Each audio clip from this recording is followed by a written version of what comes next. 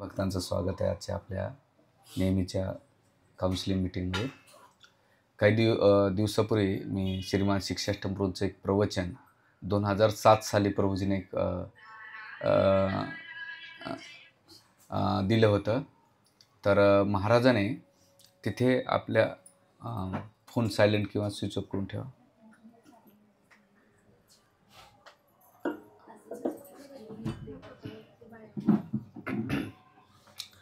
परमपूज्य राधानाथ महाराजांनी आपल्या शिष्यांसाठी विशेष काही आज्ञा दिल्या होत्या.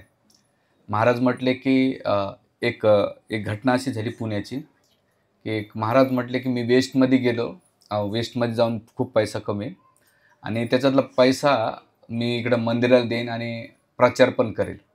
तर महाराज म्हटलं नको, पण ते ग्रस्त ऐकले नाही आणि UK ला गेले आणि गेल्यानंतर काही काळानंतर एवढे ते कामात व्यस्त झाले की नंतर त्यांनी साधना भक्ती सोडली आणि डोनेशन देणं बंद झालं आणि सत्संगाला येणं बंद झालं. तर महाराज त्यावेळेस म्हटले की जेवढं तुम्ही डोनेशन देऊन मी प्रसन्न होत नाही, तेवढं मी जेव्हा सांगतो तेव्हा मी जास्त प्रसन्न होतो. तर ही घटना अशी आहे की बेळगावमध्ये एका माताजीनं महाराजाला प्रसादाला बोलवलं होतं आणि महाराज येणार म्हणून त्या माताजीने 2 दिवसापासून खूप व्यंजन बनवले, म्हणजे 150 पावणे 200च्या बाबतीत व्यंजन बनवले आणि महाराज सकाळी 10:30-11च्या आसपास आले. महाराजाला खूप भूक लागली. तर महाराज 5 मिनटं बसा, 10 मिनटं बसा, मी थोडेसे 2-3 व्यंजन. असं करता करता दुपारचे 1:30 ते पावणे 2 वाजले. महाराजाला भूक लागली. तर महाराज 5 मिनटं थांबा, मी अजून व्यंजन बनवते असे. मग महाराज 2:15ला उठले आणि म्हणले थँक्यू सो माताजी, आता मी जातोय, मी काही प्रसाद घेत नाही. तर आणि महाराज म्हटले मी एवढा भोग तुमच्यासाठी बनवला आहे आणि तुम्ही बिना प्रसादात चालले, मला हे वाईट वाटते. तर महाराज म्हटले की असा हात लावला आणि एक कण घेतला जगन्नाथजीच्या आणि मुखात टाकलं. तर माताजी रडायला लागले की बऱ्याच दिवसांनी महाराज माझ्या घरी आले आणि बिना प्रसादाचे गेले आणि की माझी चूक झाली किंवा महाराजाला मी लगेच द्यायला पाहिजे ते. तर महाराज तिथं जाता जाता एक वाक्य म्हटले त्या माताजींना, म्हटले बघ तू एवढं छान स्वयंपाक बनवला, एवढे व्यंजन बनवले, खूप मेहनत घेतलीस आणि ते कोणासाठी? माझ्यासाठी केलं होतं. पण मी बिना प्रसादात चालल्यानंतर जसं तुला रडू येते ना, तसं मलासुद्धा रडू येते. तर त्या माताजीला शॉक लागला की महाराज असं का म्हणतायत? म्हटले की मी जेव्हा एवढं प्रवचन तयार करून देतो माझ्या शिष्यांना आणि माझे जेव्हा शिष्य पालन करत नाही ना, तेव्हा पण मला रडू येते या गोष्टीचं. आणि मग त्या माताजी अशा थोड्याशा त्यांना थोडी गिल्टी झाली की अरे आपण चुकलोत कुठंतरी. म्हणजे माझे शिष्य मला काय अर्पण करणार त्यापेक्षा मी काय सांगतो ते ऐकलं तर मला जास्त प्रसन्न होते. मग महाराजाने आपल्या शिष्यांसाठी आनंद वृंदावन प्रभूंनी त्यांचे असे स्पेशल टॉपिक असतात, त्यांच्या लाईफमध्ये काही प्रॉब्लेम्स आले की ते लेक्चर ऐकत असतात. टॉप मोस्ट 10 लेक्चर्स म्हणून त्यांनी सिरीज आहे, असे वेगवेगळ्या लेक्चरची सिरीज त्यांनी करून ठेवली होती. तर मग मध्यंतरी मी जेव्हा असं बघत होतो, माझ्या डायऱ्या चाळत होतो, मग मला महाराजाने आपल्या शिष्यांसाठी काही आदेश दिले आहेत आणि मग महाराज म्हटले की हे जर आदेश पालन केले तर मी प्रसन्न होतो. मागच्या वेळेस जो प्रवचन झालं ते खूप सिरियस झालं थोडंसं, पण मला असं वाटतं की कधी-कधी अरे याच्यामागे राग येणं किंवा आपला राग व्यक्त करणं, त्याच्यामागचं काही माझा स्वार्थ हेतू नाही. माझा एक जेन्युइन कन्सर्न असतं की मी ज्या वेळ देतो किंवा मला असं वाटतंय माझ्या व्यक्तिगत याच्यापेक्षा मी ज्या याच्यामध्ये राहतो, समूहामध्ये राहतो, तिथं मला प्रत्येक गोष्टीला फेस करावं लागतं. म्हणजे तुम्हाला जसं तुमच्या परिवारामध्ये फेस करावं लागतं, तसं तुम्ही ज्या याच्यामध्ये राहतात तिथे तुम्हाला फिजिकलपेक्षा मेंटली खूप टॉलरन्स वाढवावं लागतं आणि तिथे जे शब्दांचा भडीमार ऐकायला भेटतो आणि मग त्याच्यातून असं वाटतं कधी-कधी अरे एक पद्धत हे म्हणतात ते बी बरं आहे. दुसरी बाजू पाहिले इकडं ग्रस्तांचं, तर ग्रस्ताच्या बाबतीत 16 माळा करणं, 4 नियम पालन करणं तेवढं सोपं बी नाही. जॉब करायचा म्हटला तर मी मध्यंतरी माझ्या गावी गेलो होतो. ते बिचारे दीक्षित बा आहेत. दिवसभर काम करावं लागते. सकाळी उठून 16 माळा करणं सोपी गोष्ट नाही, 2 तास. मंगलारती अटेंड करणं, त्याच्यानंतर ग्रंथ वाचणं. मग ते प्रभूजी सांगत होते, प्रभूजी आम्ही भक्ती करावं का संसार करावा हेच आम्हाला गहन प्रश्न पडला. एक साईडला तुम्ही आपले प्रवचन देऊन मोकळे होतात आणि दुसऱ्या साईडला आम्हाला आमच्या परिवाराशी फाईट करावं लागते. करायचं तर काय करावं? आणि कधी-कधी असं वाटतंय की अरे आम्हाला कोण आणलं बा ह्या हरे कृष्ण मूव्हमेंटमध्ये? कोण होता असा की त्याच्या नादी लागून आम्ही इकडं आलो होतो. तर या थोडं पुढे या सगळं. तेव्हा मनुष्य असं उद्गीन होतो, त्याला दोन्ही साईड नसतं. ते प्रभूजी सांगत होते, प्रभूजी तुम्ही प्रवचन देतात, तुमची अपेक्षा असणं बरोबर आहे हां, आणि दुसऱ्या साईडला आमची बायको, आमची मुलं, आमचे आई वडील, आमचे बहीण भावंड, माता जी असेल तर म्हणा प्रभूजी, सगळ्याला आमची अशी काय म्हणतात तारेवरली कसरत होती प्रभूजी. तर त्यावेळेस वाटलं नाही आणि जेव्हा मी लोकांना भेटतो, डेली ग्रस्तांमध्ये असतो, तेव्हा वाटतं खरंच आहे ही गोष्ट एवढी सोपी नाही आहे सगळ्याला, आणि फिजिकलपेक्षा मेंटली एकूण एकाला हे होतंय. तर मागच्या वेळेस मी 2-3 दिवस मला झोप लागली नाही आणि मी स्वतःलाच अॅनालाइज करत गेलो, की मी का बरं करतो या गोष्टी, कशासाठी? पण माझा त्याच्यामागे एकच उद्देश होता. हं. किंवा जसं एखादं बाळ आई-बापावर रुसतंय ना, ते कशासाठी प्रेमापोटी रुसतंय किंवा आई-बापा आपल्या बाळावर रुसतात. तर त्याच्यामागं ते प्रेम होतं. आणि मला एवढंच अपेक्षा आहे, जास्त काही नाही तुमच्याकडून. आतापर्यंत तुम्ही मला पाहतायत किंवा मी तुम्हाला काही आर्थिक झळ दिली का माझं आणि यांचं अ, वैष्णवरती प्रभूंचं बोलणं झालं, की मी प्रोजेक्ट ओरिएंटेड नाही आहे. मला प्रोजेक्टपेक्षा माणसं खूप महत्त्वाची आहेत. प्रोजेक्ट होत राहते, जात राहते आणि त्याच्यात लई एनर्जी लागते. माणसं साधना भक्तीमध्ये टिकली पाहिजे आणि त्यांनी प्रगती केली पाहिजे. तुमची प्रगती पाहून आम्हालाही बरं वाटतंय आणि आम्ही ज्या वातावरणात राहतो ना, त्या वातावरणामध्ये आम्हाला नाही का ज्या गोष्टीला फेस करावं लागते आपल्या गॉड ब्रदरसोबत, तर तिथे जे काय म्हणतात ना, डिस्करेज करण्याची जी मेंटॅलिटी होती ती कमी होऊन जाते.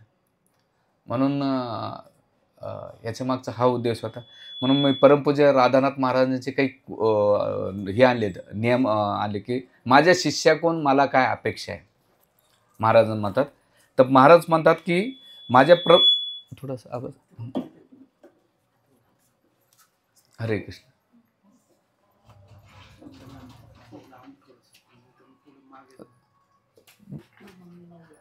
वायर पुरेल का पुढे?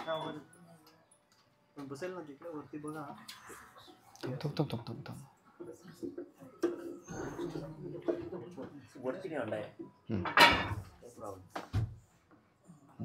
हरे कृष्ण.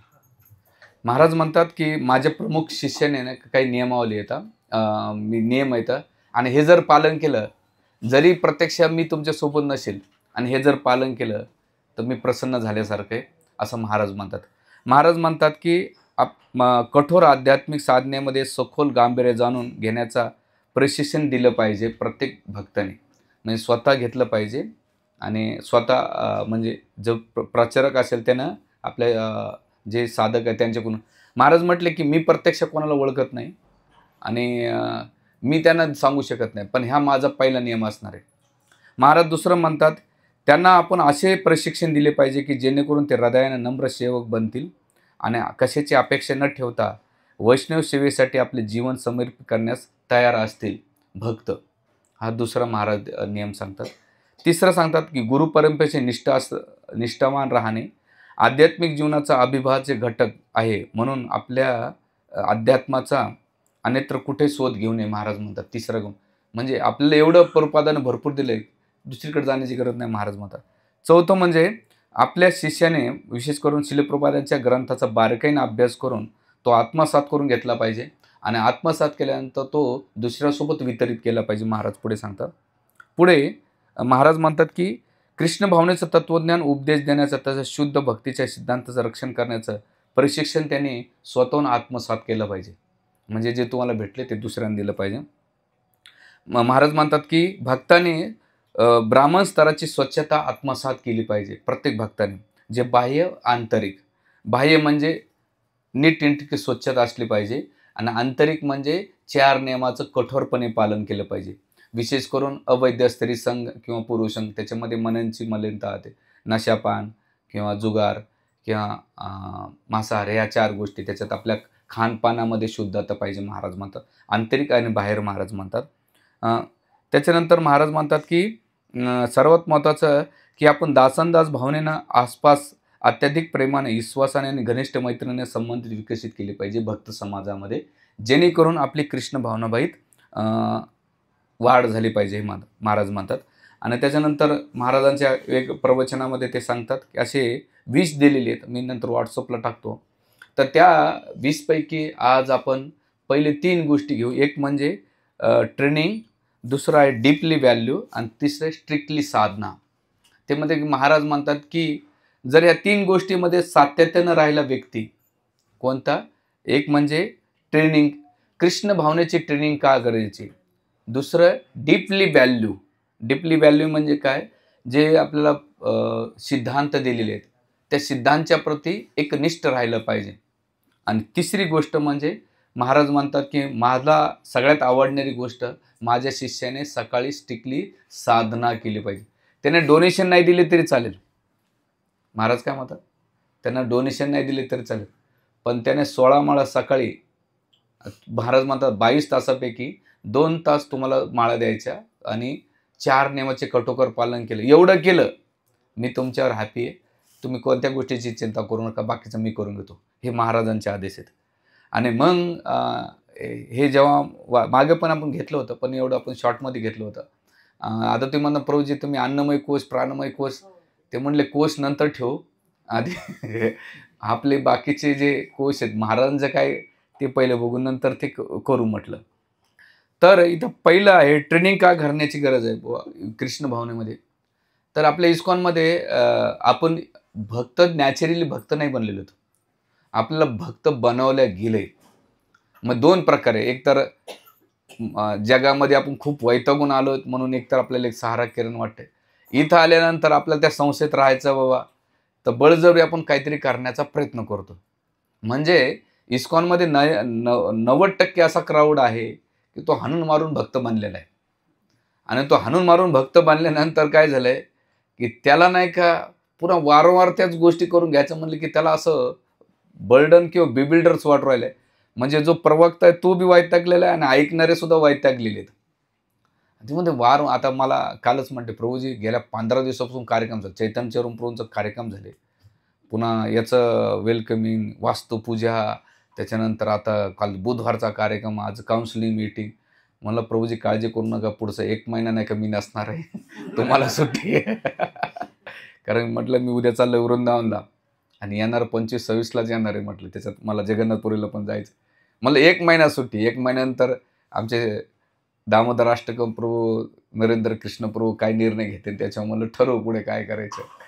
तर एवढे कार्यक्रम का बरं, तर आपल्याला एवढे कार्यक्रम देण्याचं मागचं काय की आपली चेतना आहे ना भौतिक संसारात आध्यात्मिक गोष्टीमध्ये आपली चेतना टिकूनच राहत नाही. किती लोकांचा अनुभव आहे.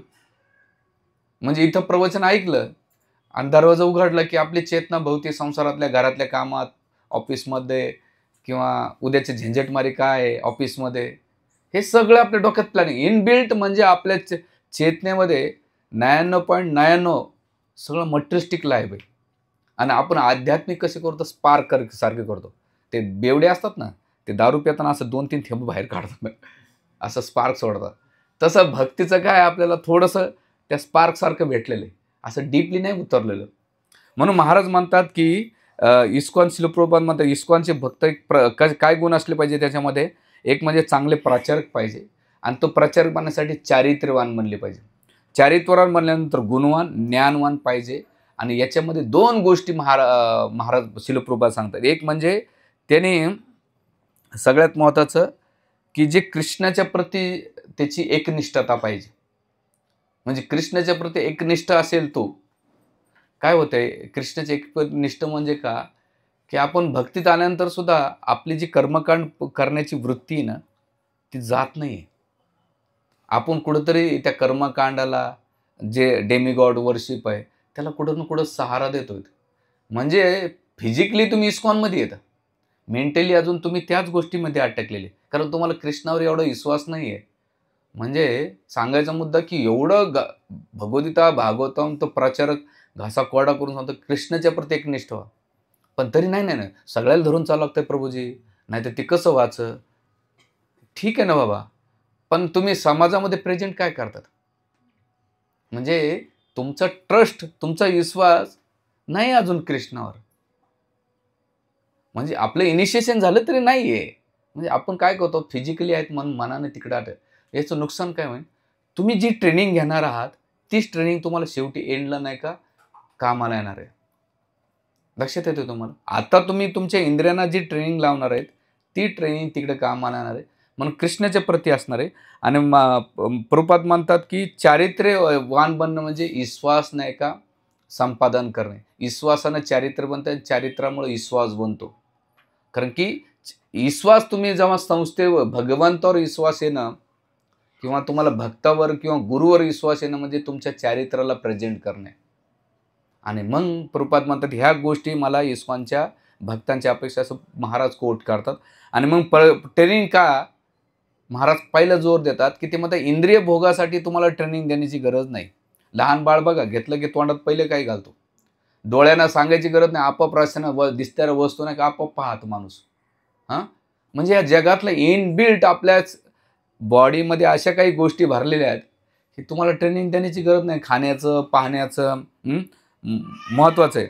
तर इथे स्वाभाविक आकर्षण आहे आणि याच्यामध्ये ह्या इंद्रियांना भगवंताकडे घेऊन जाणं खूप कठीण आहे. म्हणून त्याला कृष्णाच्या प्रती आकर्षित होण्यासाठी महाराज म्हणतात की प्रत्येक साधकाने स्वतःला असं ट्रेनिंग लावून घेतलं पाहिजे की त्याने आपल्या इंद्रियांना भगवत भक्ती चेतनेमध्ये संलग्न केलं पाहिजे. महाराज म्हणतात आता जर तुम्ही त्या इंद्रियांना ट्रेनिंग नाही दिली, मग आता ट्रेनिंग देताना नाही का जसं तुम्ही आर्मीमध्ये असताना किंवा याच्यामध्ये तिथं पार मांड्या ठोकतात त्यांच्या. आणि थोडंसं काय झालं की ते बंदूक घेऊन पिटीश मैदानाला माहीत आहे ना, तिथं का बरं त्यांचं काही असं जाणी दुश्मनी असते का तुमच्याशी भांडण करण्याचं त्या ट्रेनिंग करणारं. आपल्याकडे पुरुषोत्तम पाटील होते माहिती आहे का तुम्हाला पहिले. ते म्हणे प्रभूजी आम्ही मोठमोठ्या अधिकाऱ्यांना मारतो, IPS ते आमच्याकडे ट्रेनिंगला येतात. का बरं, भविष्यामध्ये त्यांच्या जीवनामध्ये जेव्हा असा सिच्युएशन आल्यानंतर तुम्ही त्या परिस्थितीला बसले पाहिजे. असं नाही की ट्रेनिंग म्हणजे गोड गोड या बसा भंडारा खा जा तुम्हाला जे करायचे ते करा आणि मग तो जो ट्रेनर असतो हा तुम्ही गोड मी गोड नाही. ट्रेनर म्हणजे काय, त्रास होईल त्रास पण इलाज हमखास. आणि पण त्याच्यामध्ये जे स्टुडंट असतात ते जाता जाता त्यांचे चेहरे पाहिले की बोटं मोडून जातात किंवा म्हणतात काय झालं आजकाल प्रभूजीला देव जाणे सगळे चिडचिडच करून राहिलेत. त्याच्यामागे काही स्वार्थी हेतू नाही बा. आणि असं काय नाही की तुम्हाला उलटं आमची त्याच्यात वाट लागायची, तुमच्या प्रती अपराध करून आमच्या भक्तीचं पार साधने भक्तीचं झालेलं आहे. पण कधी कधी असं वाटतं नाही यार हे लोकांनी केलं पाहिजे आपण. तर इथे ते महत्त्वाचं म्हणतात की कृष्णाचं स्मरण करणं कठीण आहे. म्हणून 5 इंद्रियांना जसे डोळे कान जिव्हा नाक स्पर्श आपोआप हे इंद्रियाकडे जातात, तसं ते म्हणतात की घेऊन जा. ते म्हणतात की यांना ट्रेनिंग ह्या लोकांनी भक्ती केली पण हे ट्रेनिंग न दिल्यामुळं यांचेच इंद्रियांना धोका दिला. याचं म्हणजे अजयमेळचं उदाहरण. अजयमेळ श्रुत संपन्न, त्याच्या क्वालिटी जर पाहिल्या यमदूत ना विष्णुदूताला सांगतात की हा किती ब्राह्मण क्वालिटी होता, वेद संपन्न होता, इंद्रियनिगर होता, माता पित्याचं आज्ञा पालन करणारा होता, ब्राह्मण तर्पण करणारा होता, देव अर्चना करणारा होता. एवढे गुण सांगितल्यानंतर जेव्हा तो संविधा आणण्यासाठी गेला अजयमेळ, पण त्याच्या इंद्रियानं काय केलं, धोका दिला.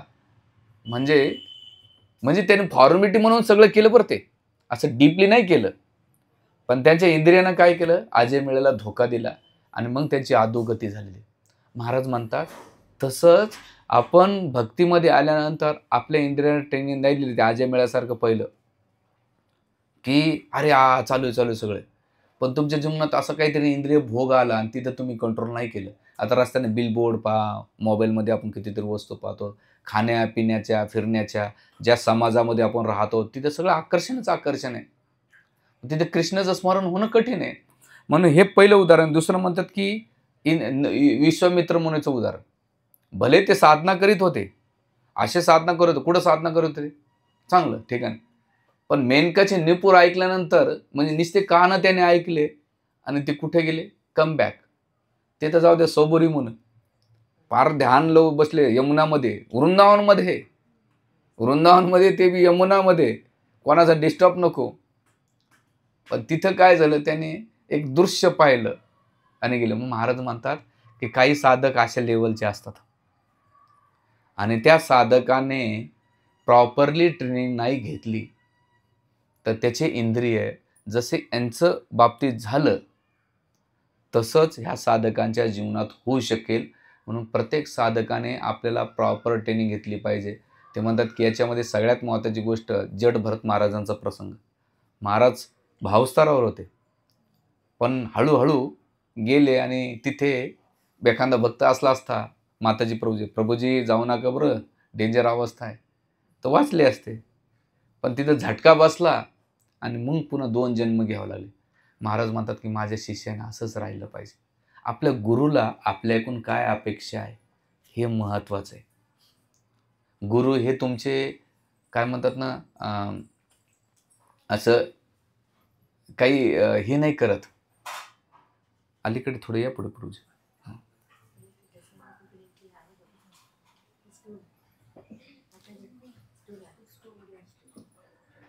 तर हे दिलेले आहे म्हणून ट्रेनिंगसाठी दिलेले. जसं तुम्हाला एक घटना सांगतो. 2008 साली आम्ही इथे जॉगिंग ट्रॅक आहे पहा, इंद्रनगरचा फेमस आहे.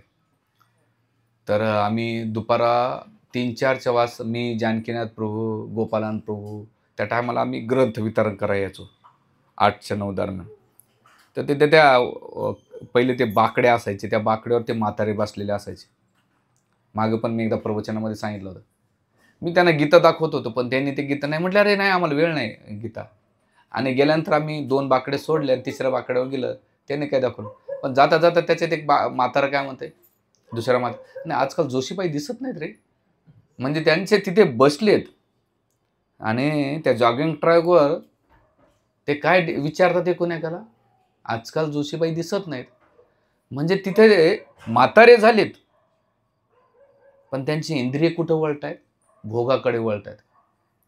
तसंच आपण भक्तीमध्ये आल्यानंतर बऱ्याच वेळा आपल्याला पण असं, भले आपण वाणीतून नाही पण आपल्या मनातून, आता जे नवीन बसले असते प्रवचन ऐकून थोडे बिबिल्डर होते ना, काय चालू आहे याच्या प्रवचनामध्ये, नाही सांगणार. हे आपल्या इंद्रियांना, मनाला ट्रेनिंग देणं किती गरजेचं आहे ते आपल्याला धोका देऊ शकतात. म्हणून इथे प्रभुपाद म्हणतात की आपण प्रशिक्षण असं घेतलं पाहिजे की त्याच्यामध्ये 2 गोष्टी असल्या पाहिजे आपल्या ट्रेनिंगचा मागचा उद्देश. श्रीकृष्णाचं सतस्मरण करणे आणि या भौतिक जगातल्या संसाराच्या प्रती नकार देणे किंवा इंद्रिय भोगाला नकार देणं, हे ट्रेनिंगच्या मागचा उद्देश आहे. काय उद्देश आहे आपला? सतत कृष्णाचं स्मरण करणे आणि इंद्रिय भोगाला नकार देणं, हे आपल्या ट्रेनिंगचा भाग असला पाहिजे. याचा अर्थ आपल्याला जे ग्रस्त धर्म आहे ते पालनच करायचं आहे, पण त्याच्या व्यतिरिक्त आपल्याला कुठं न जाता एक्स्ट्रा, आजकाल लोक जातात ना याला, मध्यंतरी मला गोव्याला गेले होते, मला त्याचे फोटो आणि व्हिडिओ पाहिले. म्हणलं का प्रभूजी तिथे लय जुने चांगले चांगले मंदिर होतं, आणि म्हटलं भगवंताची विभूती पाहूया म्हणून आम्ही थोडं बीचला गेलो. खायला भगवंताचं एक भगवत गीतेमध्ये म्हणतात ना, विभूतीमध्ये, की सागर याच्यामध्ये तलावामध्ये सागर मी आहे. तर ते भगवंताची विभूती पाहायला गेलो मी. म्हणलं खरंच तू विभूती पाहायला गेला का काय? तर सांगण्याचा मुद्दा असा आहे की तो मंदिर पाहायला गेला की विभूती पाहायला गेला, हे मला त्याच्याशी काही घेणं देणं नाही. सांगा की तर जेव्हा आपण ह्या गोष्टीचं करू तेव्हा आपल्याला त्याचा फायदा होईल. आणि इथे हे होणं, आणि जेव्हा तुम्ही खरेपणे ट्रेनिंग घेता तर 3 गोष्टी होतात तुमच्या साधना भक्तीमध्ये. एक म्हणजे तुष्टी, पुष्टी, सुधान, अपाय. म्हणजे तुम्हाला भक्तीमध्ये संतुष्टी वाटेल आणि अध्यात्मामध्ये समाधान वाटेल. आणि तिसरी गोष्ट म्हणजे तुम्हाला कोणती गोष्टीची इच्छा नसणार आहे. एक म्हणजे भक्तीमध्ये तुम्हाला आनंद भेटणार आहे, दुसरीकडे आनंद घ्या. जो भक्तीमध्ये आनंद घेतो तो भौतिक संसारात आनंद घेऊ शकत नाही. तुष्टी आणि पुष्टी, अरे आता बस झालं, माझ्या जीवनात हेच आहे. आणि तिसरं सगळ्यात मोठी गोष्ट, आता याच्या पुढे मला काही नको, कृष्ण सोडून. हे ट्रेनिंगचा विषय असला. आणि म्हणून शिक्षाष्टप्रभू सांगत होते की ट्रेनिंगच्या मागची पार्श्वभूमी 3 गोष्टीवर असतात. आता आपण ट्रेनिंग घेतो किंवा आपल्याला ते आपण करतो, तर आपल्याला का भेटत नाही, तर महाराज सांगतात की 3 गोष्टी त्याला बाधा ठरतात. एक पहिली गोष्ट म्हणजे आपली काही योग्यता नसताना आपण भक्ती करण्याचा प्रयत्न करतो. ही आपली भक्तीमध्ये योग्यता नाही आहे. भक्ती करण्यासाठी काहीतरी सुकृत लागते. काहीतरी पुण्य लागतात, तेव्हा भक्तीमध्ये येतो. आता आपण भक्तीत आलोत कशामुळं? एक तर आपल्याकडे गुरुची कृपा असेल, वैष्णवांची कृपा असेल किंवा आपले कुठेतरी काहीतरी पुण्य असेल. या तिन्ही गोष्टींमध्ये थोडं जर कमी जास्त जसं राधेश्याम प्रभू सांगत होते, मी त्यांचा जपा टॉक ऐकत असतो. तर राधेश्याम प्रभू सांगत होते, जो 7.5 मिनिटात जप करतो तो खूप पुण्यवान असतो आणि ज्यांचा जास्त वेळ लागतो त्याचं मागचं पाप किंवा वैष्णव अपराध त्याला आढळतं. तर राधेश्याम प्रभूने एकदा महाराजाला प्रश्न विचारला, महाराज मी जप करताना मला खूप बाधा येते. म्हणजे महाराज काय?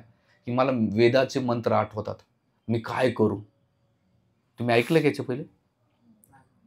हां, म्हणजे राधेश्याम प्रभू जप करताना त्यांना वेदाचे मंत्र आठवतात आणि आपण जप करताना आपल्याला काय आठवतंय? म्हणजे त्यांचं पायच किती ॲक्टिव्हिटी असेल. ते जेव्हा IITला होते ना, तर प्रत्येक लेडीला माताजी म्हणायचे. प्रत्येक लेडीजला माताजी म्हणायचे. म्हणजे ते जन्मातच इनबिल्ट ब्राह्मण फॅमिली, साऊथ इंडियन ब्राह्मण फॅमिली. त्याच्यामध्ये त्यांचं जे जीवन आहे ते खूप पवित्र आणि शुद्धतेमध्ये पाहायला गेलं. म्हणजे त्यांना भगवत भक्तीमध्ये त्यांच्या पुण्यामुळे ते आलेले आहेत. आता इथे आपल्याकडे गुरुकृपाची वैष्णव झालेली, गुरु आणि वैष्णवांची कृपा झालं म्हणून करतो. तर मी ते जपाटापमध्ये ऐकत होतो. मला जपामध्ये खूप स्ट्रगल करावं लागतं, अजून बी करावं लागतं. मग असं का? तर प्रभूजी 3 गोष्टी सांगत होते. एक म्हणजे काय? वैष्णव अपराध, मागचं पुण्य किंवा तुमचे प्रयत्न कमी पाडतायत. 3 गोष्टी. एक तर लक्षात येतं ना तुमच्या? हां. आणि मग हे याच्यामुळं तर पहिले योग्यता नसताना आणि ती योग्यता नसल्यामुळं आपण कृती करण्याचा प्रयत्न करू, पण त्या कृतीमध्ये फॉर्मॅलिटी होते, जीव वाचल्या जात नाही. हे पहिलं कारण सांगतात. दुसरं म्हणतात जन्म. आपला जन्म म्हणजे काही संस्कारानं, आपल्या मातापित्यानं, आता विशेष करून माझ्या मातापित्यानं काही असे गर्भधान संस्कार किंवा ग्रंथ वाचून किंवा जप करून जन्म झाला का? नाही. आपला जन्म कसा आहे? आई-वडिलांच्या कामवासनेतून आपला जन्म झालेला असतो आणि त्यामुळं त्यांची चेतना अन्नमय कोशातून किंवा त्यांच्या ज्या चेतनेमुळं आपला जन्म झाला आणि त्यांची चेतना आपल्यात होत्यानंतर आपण त्याच चेतनेनं वागत राहतो. म्हणून आपल्याला संस्कार का सांगितलेले? तर ते म्हणतात की संस्कार नाही तर केवळ याच्यातून झालेले आहे. जसं शिलप्रभुपाद म्हणतात की हरीश शौरी प्रभू आहेत. प्रभुपाद डिसायपल. ते म्हटले की माझ्या वेळेस माझी आई माझा गर्भपात करणार होता, पण माझ्या आईनं अडवलं की नको करू. आणि मग त्यावेळेस हरीश शौरी प्रभू म्हणतात की माझ्या आजीमुळं वाचलो, नाहीतर आज माझी काय गती झाली असते. आणि मग प्रभुपाद मला भक्ती कशी भेटली? ते म्हणले की भक्ती हे तुझे काहीतरी गुरु वैष्णवाच्या कृपेमुळे तुला भक्ती भेटलेली. म्हणजे आपले जे जन्म येतात त्याला संस्कार नाही आहे. केवळ याच्यातून आपलं जे शूद्रवृत्तीतून झालेलं आहे. आणि म्हणून इथे हे जे काही होतंय आपल्या जीवनामध्ये, तर ती चेतना आपल्या संसारामध्ये, आपल्या कार्यामध्ये येते. म्हणून भगवत भक्तीमध्ये त्या चेतनेमुळं आपली चेतना भौतिक असल्यामुळं अध्यात्मामध्ये जेवढं कॅप्चर करायला पाहिजे किंवा जेवढं कॅचिंग करायला पाहिजे तेवढं होत नाही. तर त्यामुळे संस्कार, जन्माच्या संस्कारामुळं जर तुम्हाला संस्कार असले की ती आध्यात्मिक गोष्ट कॅचिंग करायला सोपी जाते. जसं याच्यासाठी 2 उदाहरण मी ठरवले. जसं प्रभुपादांचे वडील होते गौरमोहन डे. ते नेहमी त्यांच्याकडे कोणी साधू संत आले तर ते म्हणायचे की माझा मुलगा राधाराणीचा भक्त बनावा. आपले आई वडील किती म्हटले? किती लोकांना माहित होतं की भक्तीचे येण्याच पहिले. हां, ठीक आहे, माझी आई बळजबरी मला ज्ञानेश्वर वाचायला लावायची, तो वेगळा विषय. पण काही नव्हतं. तर गव्हर्नमेंट डेचे वडील म्हणजे प्रभुपादांचे वडील म्हणायचे की माझा बाळ काय म्हणलं, आता आपले बाळ काय इंजिनियर बनावं, डॉक्टर बनावं, त्यानं मोठमोठ्या डिग्र्या घ्यावं, पण भक्त कोणी बनावं कोणीच करत नाही.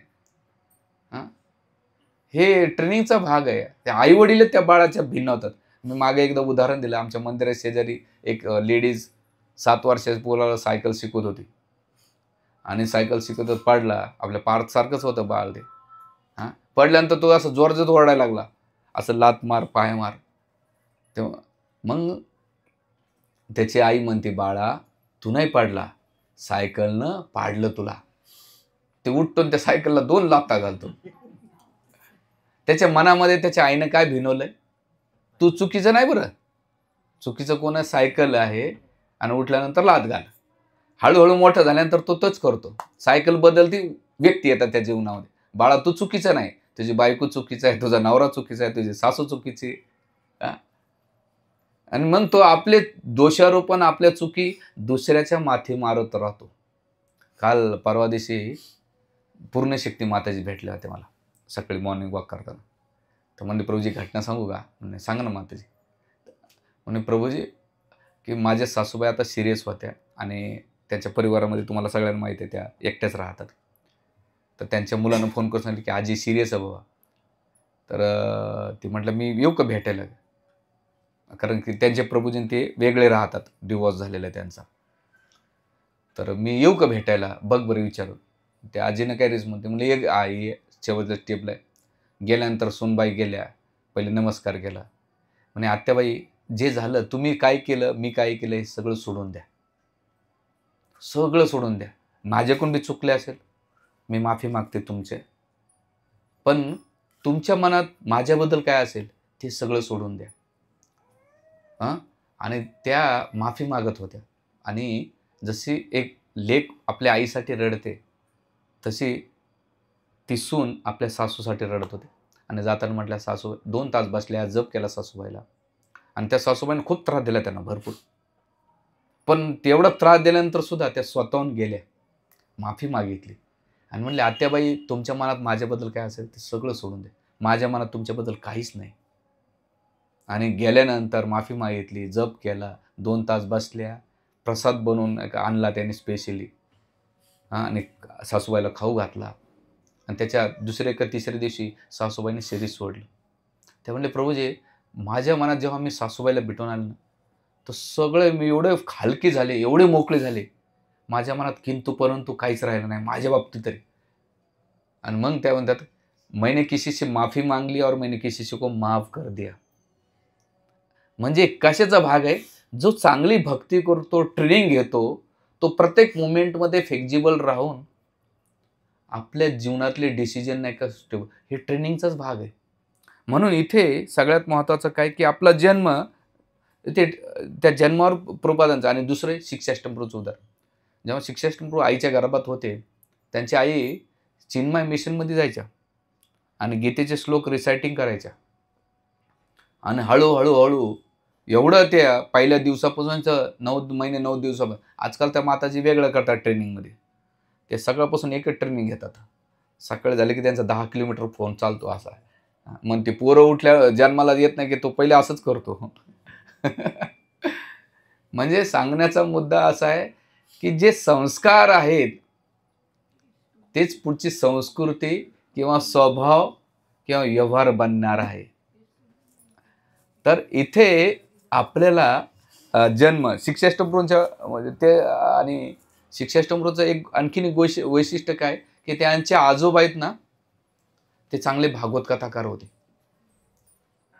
त्यांचे आजोबा भागवत कथाकार होते. म्हणून त्यांना भक्तीत यायला. आणि जे आता बघा शिक्षाष्टमप्रभूचं ज्ञान जर पाहता तर कधी कधी असं वाटतं की त्याला नाशिकचा क्राऊड त्यांच्या लायकीचा नाहीच आहे. एवढं हाय लेवलचं ते ज्ञान देतात, किती डीप विचार करतात. अहो आम्ही एक श्लोक घेतला आमच्या याच्यामध्ये पुतना लीला. जननीवर प्रवचन 3 प्रवचन दिले आमच्या ब्रह्मचर्य आश्रमामध्ये. याच्यामध्ये हंतायन आपला हरिदास वर तो श्लोकावर. म्हणजे किती व्यक्ती डीप मनन करत असेल त्या श्लोकावर, किती चिंतन मनन करत असेल आणि त्याच्यातून नाही का अध्यात्माचे ज्वेल्स आपल्याला देतो. मुद्दा कशाचा आहे की जन्माच्या संस्कारामुळे होते. आणि तुमचे जसे संस्कार असेल तसे तुमचा व्यवहार बनतो. म्हणून आपल्याला ट्रेनिंगची गरज आहे. ज्यांना संस्कार दिले त्यांना ट्रेनिंगची गरज पडत नाही. ज्यांना संस्कार नाही दिले त्यांना ट्रेनिंगची गरज. आणि प्रभुपादाने अमेरिकेत जाऊन काय केलं आपल्या शिष्यांना? ट्रेनिंगच दिली. कारण याने पहिले यांचा जन्म नाही की शूद्र कुळातून झालेला आहे. पण भक्तीच्या एवढं त्याने गुरुच्या प्रती निष्ठ होते, गुरुच्या आज्ञेचं पालन करायचे. आणि जे मलेच्छ होते तेच आता स्टँडर्ड. जसं आमच्या प्राणगौरमपूरच्या घरी एकदा ब्रह्मचर्य क्लास होता. एक ब्रह्मचार्यानं चुकून असं तोंडात पेन घातला. असे ते महाराज भक्तिकस महाराज खूप स्ट्रिक्ट. युअर मोची you stand up get your cock clean. सगळं झाप केलं. आम्हाला कळलं ना काय झालं काय रे. त्यांनी नुसती तोंडात पेन घातली. तर काय असं दुसरं उदाहरण, आपण नाकात बोट घातलं तर आपलं काही इकडं अंग पुसायला हाताला ते सवय झालेली. नाही, नाक धुवून टाक. किंवा थोडंसं हातपाय जमीन झालं तर त्यांच्या हातामध्ये स्प्रे असतो, बघितला असेल तुम्ही बऱ्याच वेळा. वॉशरूमला गेल्यानंतर ते प्रत्येक कंपल्सरी स्प्रे हातावर घेतात किंवा हात धुतात. थोडंसं खाल्लं तरी ते म्हणजे किती स्वच्छता ठेवतात. आपल्याला काहीच नाही. अजून वॉशरूमला गेलं तरी आपण नाही का अजून ती ट्रेनिंग नाही घेतली आपण, की चला गेल्यानंतर वॉशरूमला गेल्यानंतर हातपाय धुतले पाहिजे, स्वच्छ झाले पाहिजे. एक कपडा ज्या दिवशी घातला त्या दिवशी किती लोकं बघितले, की त्यांचे कपडे 1-1 महिना धुत नाही म्हणून ते अंगाला परफ्यूम मारून येतात. स्प्रे मारतात. याचा अर्थ काय? एक तर अंघोळ करत नसेल, नाहीतर कपडे धुत नसेल. तर हे ट्रेनिंगचा भाग आहे. तुमचं स्वच्छता राहिली तर ती बाहेर होते. म्हणून इथे पहिलं गोष्ट जन्माचं असते. दुसरं ते म्हणतात संस्कार. संस्कार म्हणजे काय? आपल्या पारिवारिक, सामाजिक कोणते संस्कार नाही आणि आपले मित्र, संघ, खाणं-पिणं हे सुद्धा संस्कार निर्भर आहे. आपण भक्तीच्या येण्याच्या पहिले आपले मित्र कंपनी बघावं, बापरे! विचित्र प्राणी सगळे. आणि भक्तीत आल्यानंतर सुद्धा आपली मित्र कंपनी काही सुटत नाही. हां, आपण रात्री 10-11 वाजेपर्यंत जाऊन भेटायचं. तिथे काय भौतिकवादी चर्चा होतात. म्हणजे तिथे भगवत चेतना कमी, पण भौतिक चेतना खाली आणायला कामे करतात.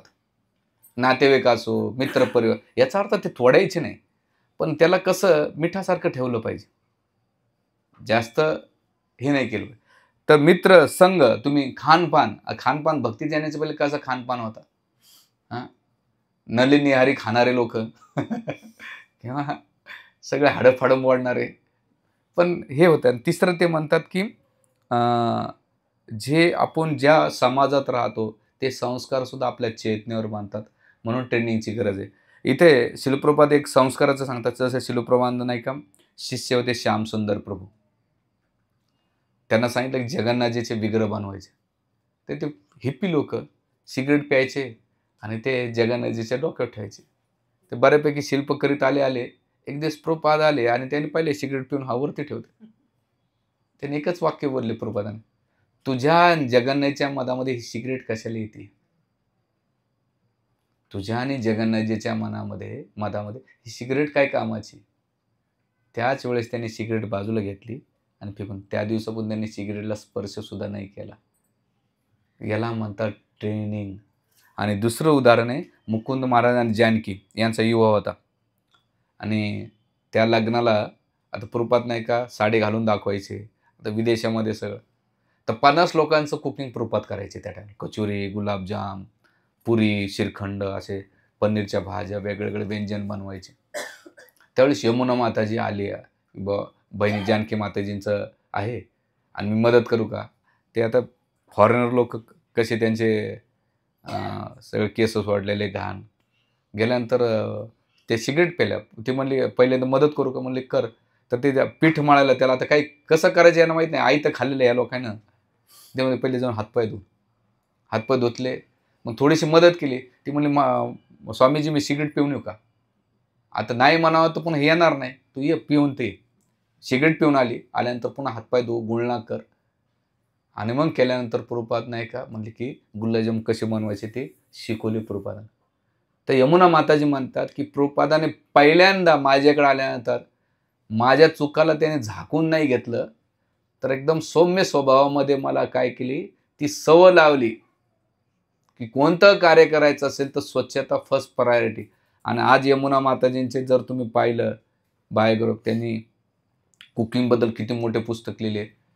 प्रत्येक इस्कॉन मंदिरामध्ये त्यांचे दर्शनार्थी, किती वेळा प्रीचिंग. कारण ते शेवटपर्यंत मोठमोठे वृंदावनचं मंदिर त्यांनी बांधलं, दिल्लीचं मंदिर त्यांनी बांधलं, गुजरातचे काही मंदिर बांधले. तर पहिल्या दिवसापासून प्रभुपादाने आम्हाला जी ट्रेनिंग दिली, त्या ट्रेनिंगमुळं आम्ही नाही का इथपर्यंत कृष्ण भावना टिकत राहिलो.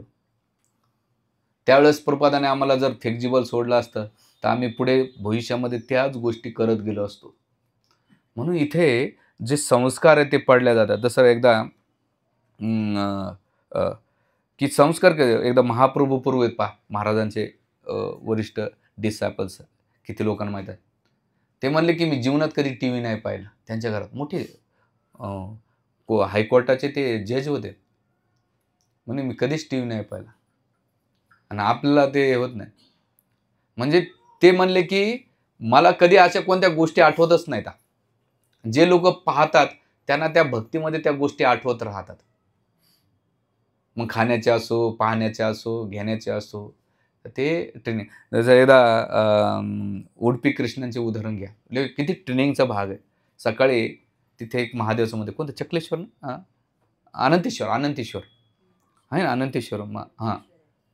जेव्हा ते संन्यासी 3:30ला उठतात ना, तर त्यांच्यासमोर एक सर्वंट काय करतो, पाण्याची धार घेऊन जातो. आणि ते संन्यासी त्यांच्या मठातून निघाल्यानंतर इकडं-तिकडं न पाहता ते धारेकडे पाहत डायरेक्ट पहिलं जे दर्शन आहे, ते कोणाचं घेतात? उडपी कृष्णाचं घेतात. आणि जीवनाची सुरुवात उडपी कृष्णापासून करतात. मागं मी एकदा प्रवचनामध्ये सांगितलं, भगवान प्रभू त्यांच्या बऱ्याच वेळा ऐकलं असेल. वृंदावनमध्ये राहिले ते काही वर्षे प्रभूजी. ज्या परिवाराकडे राहत होत्या 2 मुली उठायच्या आणि ब्लँकेट घेऊन ह्या रूममधून त्या रूममध्ये जायच्या. 1 दिवस झाले, 2 दिवस झाले, 3 दिवस झाले आणि 3 दिवस झाल्यानंतर ते म्हणले, "लाली इधर आ, अब ये ब्लैंकेट लेके ये रूम से वो रूम में क्यों जाते हो?" बोले, "मेरे मैया ने कहा जब भी सुबह उठते हो ना, बोले ठाकुर जी का दर्शन करना, लाला लाली के दर्शन करना और बाद में दूसरे को देखना." म्हणजे काय केलं याने? आपोआप इनबिल्ट ट्रेनिंग दिली. संस्कार बनले आणि ते संस्कार तुम्हाला तुमच्या चेतनेला, तुमच्या कार्याला, तुमच्या वाणीला घडवत असतात. म्हणून महाराजाला आपल्याला ही गोष्टीची अपेक्षा आहे, की आपण नाही का ह्या गोष्टीचं केलं पाहिजे. आणि हे जर झालं ह्या ट्रेनिंगमुळं, जन्म आणि संस्कार झालं, तर याला सगळ्यात सपोर्टिंग गोष्ट आहे ती म्हणजे साधना, डीपली साधना. आणि जेव्हा आपण डीपली साधना करू, तर आपल्या अनर्थ काय होतील? विरक्तीपासून जी भोगवृत्ती ती कमी होईल. आणि दुसरं म्हणजे भगवंताच्या प्रती प्रेम उत्पन्न होईल. आपला भक्ती करण्याचा मेन उद्देश काय? काय उद्देश आहे? भगवत प्राप्तीच आहे ना. भगवत प्राप्ती भेटावं या जगामध्ये. मग भगवत प्राप्तीसाठी मोठ्याने काही लोकांनी खूप मोठे-मोठे त्याग केले. ॲटलीस्ट आपल्या जीवनामध्ये छोट्या-छोट्या गोष्टीच करा. आपण जीवनभर रडत बसलो, प्रभूजी मला नाही का सेवेला जमणारच नाही, मला नाही का रेग्युलर काउन्सिलिंग मीटिंगला जमणारच नाही, प्रभूजी मला मंगल आरतीला जमणारच नाही, प्रभूजी मला नाही का जपाला सकाळी जमणारच नाही. मग तुम्ही तुमच्या मनाला तुमचे संस्कार तसे लावले, तुम्ही तशी ट्रेनिंग घेतली, तर शेवटी तुम्हाला तीच ट्रेनिंग आणि तेच संस्कार तुम्हाला तसेच करणार आहेत. याच्यामध्ये आता होईल तुम्हाला बुवा की का बरं असं करतात? पण ते तुमचे संस्कार, तुमचा स्वभाव तसा बनावा म्हणून हाणून मारून मुटकून बाबा करावं. करा रे बाबा, हे करा. त्याचा मागचा तो उद्देश आहे. आणि मग इथे म्हणतात की प्रभुपाद महाराज म्हणतात की प्रत्येकाने स्वतःला स्वयं डिसिप्लिन लावली पाहिजे. एकदा आमचे एक वरिष्ठ ब्रह्मचारी ते 3-3:30ला उठायचे आणि बाकीचे 4ला उठायचे. तर 4, 4:15ला उठले की त्यांना असा राग यायचा, संताप यायचा. आणि काय हे लेट का उठतात एवढं? तर असं बऱ्याच वेळा भांडण तंटे व्हायचे. ते गेले एकदा प्रभूजीकडे. प्रभूजीने म्हटले की देखो सब माया में सोए, उठते नाही, असं तसं, झाड झाड झाड. प्रभूजी म्हटले कि डिसिप्लिन लगाने पहिले खुद को लगाओ, दूसरे के ऊपर उसको लादो मत. म्हणजे शिस्त लावताना दुसऱ्यांना नका लावू, स्वतः पहिले शिस्त पालन करा आणि त्या शिस्तीतून, त्या डिसिप्लिन्समधून दुसऱ्याला तसं उदाहरण द्या की तुम्हाला नाही का खरंच आहे की बुवा मला भगवत प्राप्ती करायची. भक्ती ही दुसऱ्याला इन्स्पायर्ड करण्यासाठी असली पाहिजे, लादले नाही पाहिजे. म्हणून आपल्याकडे येणे प्रकारे, जसं आता सकाळी मला अखिलेश रामप्रभू भेटले, हळकुंडे प्रभू. ते म्हणले, प्रभूजी आमची 1 महिन्यापासून काउन्सिलिंग मीटिंग नाही झाली. म्हणलं का बरं?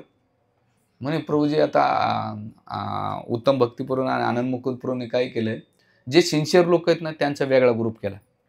म्हणजे मंदिरात रेग्युलरली येतात, श्रवण कीर्तन करतायत, जप करतायत आणि बुधवारचा कार्यक्रम, रविवारचा कार्यक्रम, अशा लोकांनी त्यांनी 5-6 लोकांनी काय केलं, वेगळा ग्रुप केला. आणि जे रविवारी मंदिरात कधी महिन्यातून एकदा येतात, काउन्सिलिंग मीटिंगला आले नाही आले, त्यांना काय केलं, त्यांच्या हिशोबानं मोकळं सोडून दिलं. म्हणजे जे सिन्सिअर आहेत त्यांना वेळ देतात आणि जे आपले ढिले आहेत त्यांना आणखीन तसं, तुला जसं जागायचं तसं जग, त्याच्यामुळं बाकीच्यांना नको.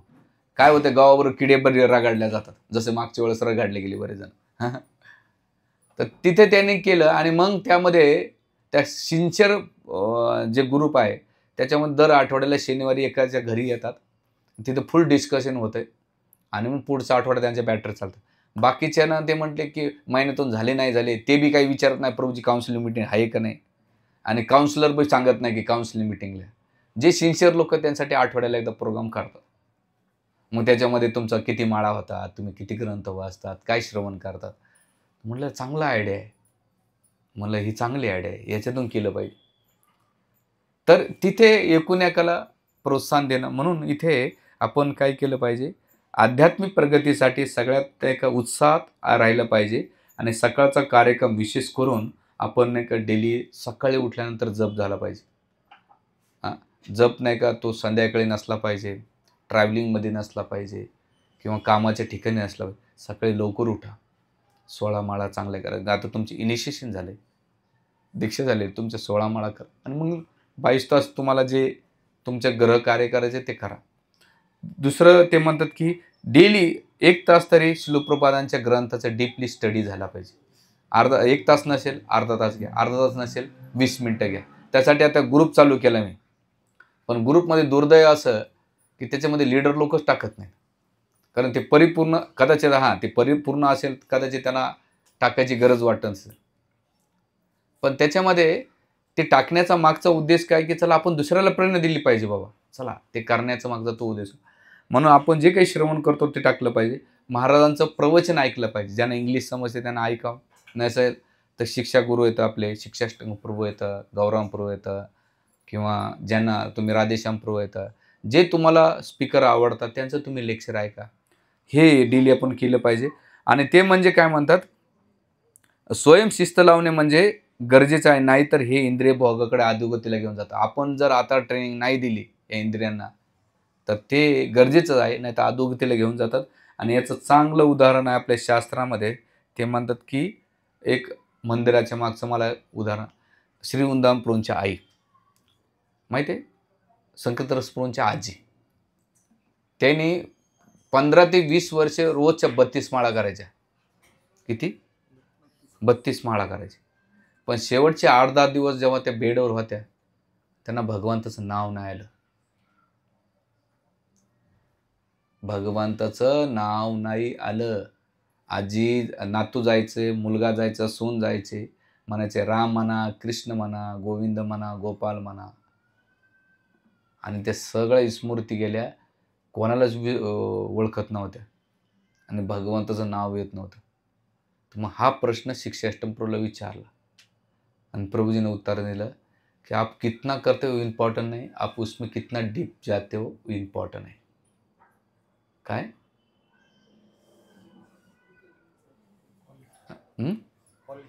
क्वालिटी, क्वांटिटीपेक्षा क्वालिटी किती, की तुम्ही त्याच्यामध्ये ऑब्झर्व किती होतात, तल्लीनता किती प्राप्त होत आहेत, त्याच्यावर तुमचा रिझल्ट असणार आहे.